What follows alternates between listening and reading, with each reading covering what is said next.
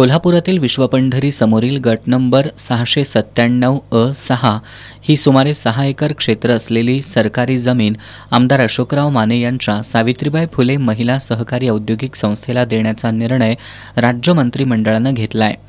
विश्वपंढरी समोरील या जागेची किंमत सुमारे 100 कोटी रुपयांच्या घरात आहे। कोल्हापुरी चप्पल क्लस्टरने देखील राज्य सरकारकडे या जागेची मागणी केली होती।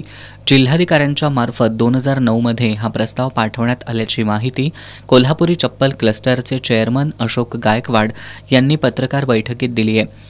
कोल्हापुरी चप्पल क्लस्टरच्या माध्यमातून कोल्हापुरी चप्पल बनवणाऱ्या कारागिरांसाठी या ठिकाणी उद्योग उभारून चप्पल कारागिरांच्या हाताला काम देण्यासाठी प्रयत्न करण्यात येणार होते।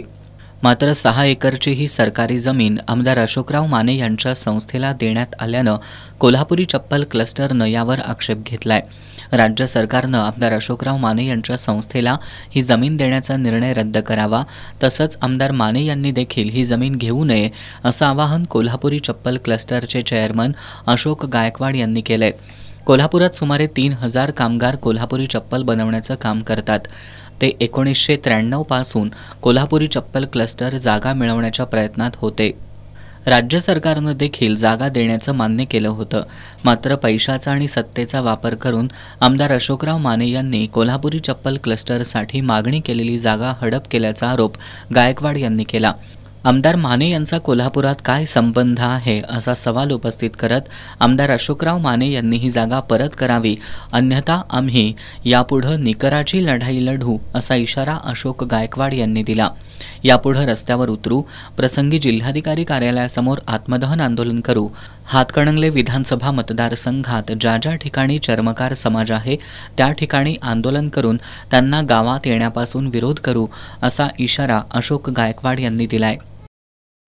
त्याचे कोल्हापुरात काय संबंध आहे, काय कोल्हापूरसाठी त्यांनी केलेलं आहे आणि आमची हक्काची जागा त्यांनी हडप केली आहे, तर त्यासाठी आम्ही त्यांच्या विरुद्ध तीव्र आंदोलन उभा करत आहोत। इव्हन आत्महत्या जरी करायला लागली तर आम्ही मागे पुढे करणार नाही आणि आम्ही आयुष्य ह्यात काढलेलं आहे आणि आम्ही एवढं झटून जर जागा मिळत नसेल असं दाखवत असेल आमच्या पुढल्या पिढीला कोण देणार आहे, कोण विचारणार आहे।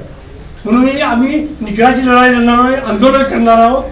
पाहिजे तेवढं करायचं तेवढं आम्ही त्यांच्या विरुद्ध हे करणार आहे आणि त्यांनी केलेले अति चुकीचे केलेलं आहे।